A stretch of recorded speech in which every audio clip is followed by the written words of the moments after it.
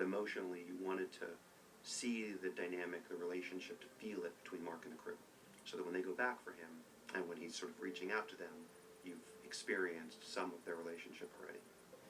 The advantages of being maybe more traditional in a certain sense, establishing your characters, show the event that happened, you know, the storm, there was a storm, Mark Watney is dead, he's alive, and then keeping the same structure. So that was the main shift structurally in the script, to move that piece, the storm, at the beginning. We've only had a 25-week post-production on this for a 3D film for a very large production, and that's a short period of time if you consider it takes about 8 to 12 weeks to get the director's cut to a place where you can show it to the studio.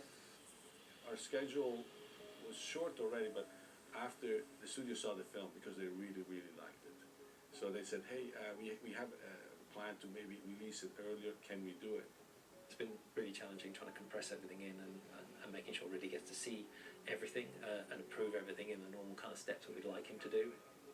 Our concern was really, well, I think we're in pretty good shape. I think we can do it. I mean, I've done it with Ridley before. Can visual effects and, you know, the stereo and all that do it. We had a meeting, we discussed that, and everybody agreed, yes, we can do it.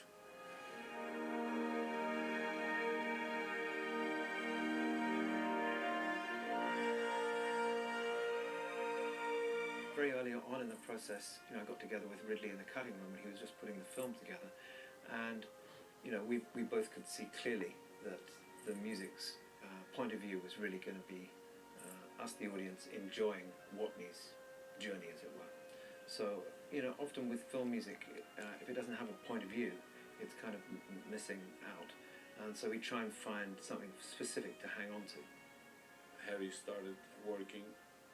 Ridley and I would listen to the tracks, and there was also discussion, just an evolution of themes, of how to carry certain themes throughout, and you know, we ended up with a really beautiful score. If I can liken it to being a member of an army, what you really want is you want a general pattern in the front. You don't want someone who's going to be vague and someone who doesn't quite know what he's doing or what he wants. And Rid absolutely always knows what he wants, and he may not be specifically after something musically, but he'll know what emotion he'll want the music to give at that time, or what sense of what feeling. There's a strong, witty thread through it. There's a thread through it that has to be majestic, and this side of scary, because the planet has to be majestic when he's on those journeys and when he's against it. And then there's the other score that comes in as and when and if he gets into trouble. So there's 3 layers. It's within that you're trying to find always a thematic that can thread through the middle with a little silver thread. Musically, I had to find a theme for his character that would reflect his characteristics, which are kind of optimistic, not utterly serious, and then ultimately quite heroic.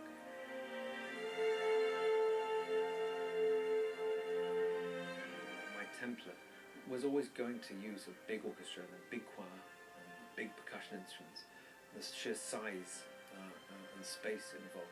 But it is really a personal story about one guy and his determination to succeed and survive.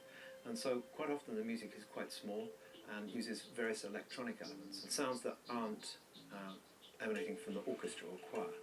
There'd be sounds, quite mysterious sounds, that hopefully conjure up some sort of mystery about Mars.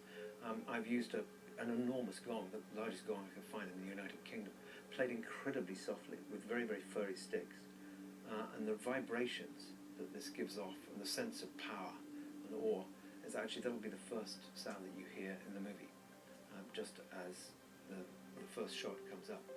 Even the slightest music cue, which has a small string activity, just the lift, I don't know, there's something about Abbey Road that's difficult to put your finger on, but the sound of the orchestra make is amazing.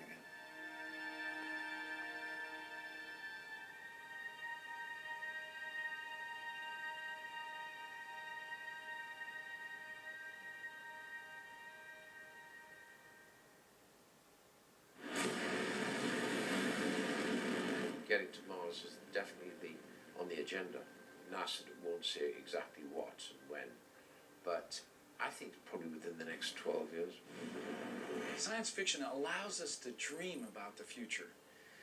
not about what it is, but what it could be. You know,